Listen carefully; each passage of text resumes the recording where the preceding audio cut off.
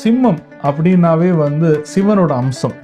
அதனால் விநாயகரே வந்து சிவலிங்கத்தை கையில் வச்சுக்கிட்டு பூஜை பண்ணுறதுனால இந்த சிம்ம ராசிக்காரங்க வந்து பிள்ளையார்பட்டிக்கு போயிட்டு கற்பக விநாயகரை தினந்தோறும் முடிஞ்ச அளவுக்கு அவரோட ஃபோட்டோவை வாங்கிட்டு வந்து வீட்டில் வச்சாவது வழிபடலாம். ஏன்னா பிள்ளையார்பட்டி விநாயகர் ஃபோட்டோ எல்லா இடத்துலையும் கிடைக்கும்.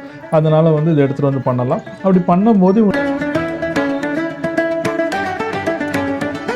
இந்த பிரசாதத்தை தானமாக கொடுக்கறதுக்கு முன்னாடி 9 தடவை தோப்பு கரணம் போடணும். எப்போ போய் பண்ணலாம் அப்படின்னும் போது சிம்மத்தோட அதிபதி சூரியன், அதனால ஞாயிற்றுக்கிழமை அன்னைக்கு போய் வழிபட்டுட்டு வந்தாங்கன்னா ரொம்ப நல்லா இருக்கும். அங்கே வந்து அவங்க பண்ண வேண்டிய தானம் என்ன தானம்னா பொரி உருண்டை. பொரி உருண்டையை வந்து நிறைய வாங்கிட்டு போயிட்டு அங்கே இருக்கிற விநாயகர் கற்பக விநாயகருக்கு வந்து நைவேத்தியமாக பண்ணி அதை எடுத்துகிட்டு வந்து எல்லா ஜனங்களுக்கும் தானமாக கொடுக்கணும். கண்டிப்பாக இந்த பிரசாதத்தை தானமாக கொடுக்கறதுக்கு முன்னாடி 9 தடவை தோப்பு கரணம் போடணும்.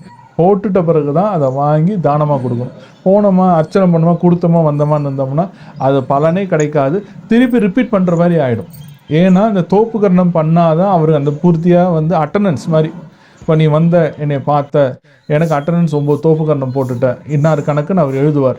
நீங்கள் தோப்பு கரணம் போடாமல் நீங்கள் வந்துட்டீங்கன்னா அவர் உங்களை ரிட்டர்ன் தான் கூப்பிடுவார். ஸோ இவங்க வீட்டில் இருந்து வழிபடணும் அப்படின்னா என்ன மந்திரம் சொல்லி விநாயகரை வழிபடலாம்? பிள்ளையார்பட்டி கற்பக விநாயகர் ஃபோட்டோ வீட்டில் வாங்கிட்டு வந்து வச்சுட்டு நம்ம சொல்கிற மந்திரத்தை ஓம் கம் விஜய கணபதியே நமக அப்படின்னு இந்த மந்திரத்தை சொல்லி பொரி உருண்டையை வீட்டிலே வச்சு பண்ணலாம்.